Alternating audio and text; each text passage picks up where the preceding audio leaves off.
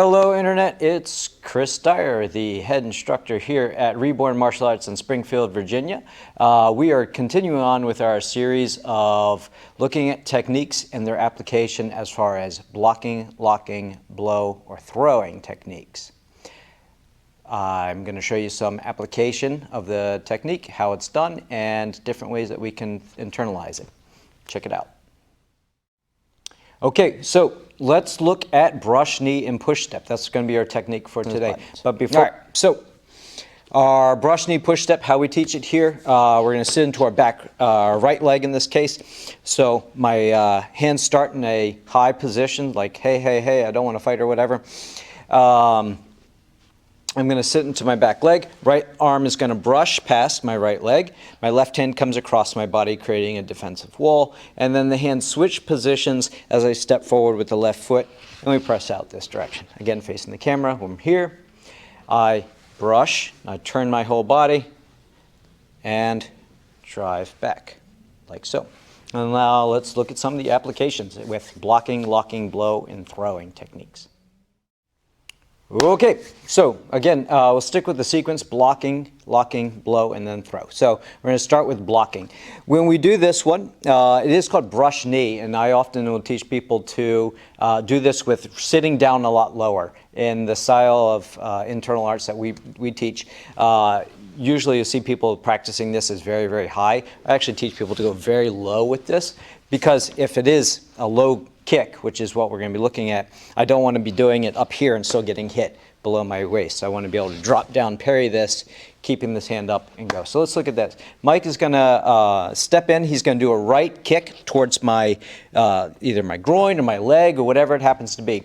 I have to cut this angle, so I'm moving off to the side when I do this one, but I'm also twisting the body as I do this. So you'll see the exact same posture that we do in the form. I'm just moving out of the way. I'm not going to just stand here and deflect it. I'm going to move my whole body. So as he kicks, I move and I deflect this out the way.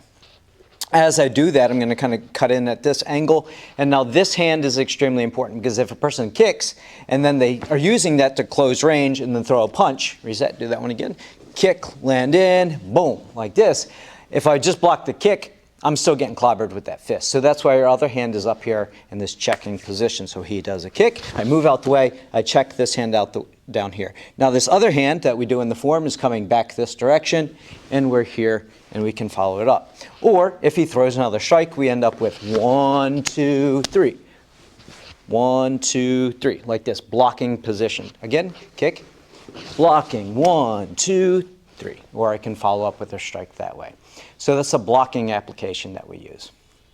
The next one, locking application. So locking is either small joint manipulation, big joint manipulation, or just kind of disrupting his structure so that he can't continue on, and kind of we're locking him up, or stopping his body from being able to move entirely. So let's look at this again. We're stick with the same sequence. The kick comes in, and then I'm going to do a locking technique. I'm going to have him kick, I'm going to deflect this, he's going to punch, and I'm through here. Now I'm going to extend this arm, and instead of going back and striking the face this direction, I'm actually going to use the rotation that we do in the form to coming in here and lock his joints up. So he kicks, parry, 1, 2, and now my follow-up is in this position like so. When you do this, when you have to be very, very aware of, obviously, the other arm, so just punch right with him here, and I just stand here, I'm going to eat this, right? So I want to be cutting that angle again, and I want to be situationally always aware of what's going on. So that's why I'm watching this, out of the corner of my eyes, I'm watching this direction, and I'm watching that follow-up arm. So again, the situation, we're here, 1, 2, and then I can switch over in this direction. Oh, I trapped both arms, cool. And change the technique as needed according to the situation. If he just throws the kick punch, 1, 1, I can do this technique. If he does a 1, 2, I might forego that lock and then turn it into a blocking technique. So that's the locking part of this. Now we have the blow part. This one's pretty easy. I have my hands up, and say he just throws this right punch. My hands are up. I'm going to parry this down. Now, it doesn't have to come all the way down to this position. One thing that we can do is just simply parry down, knock this direction, and then The hand is still up here. I'm checking this one. If he throws another punch, I can knock it out the way. Or I'm just patting this position like so. So let's go through here. 1, 2, and then we're back into this position. We're here, pop, pop, boom. And then we're striking in through here. So that's the blowing aspect of it. I can also parry down, boom, and then back in this direction. So any of these motions can be turned into strikes.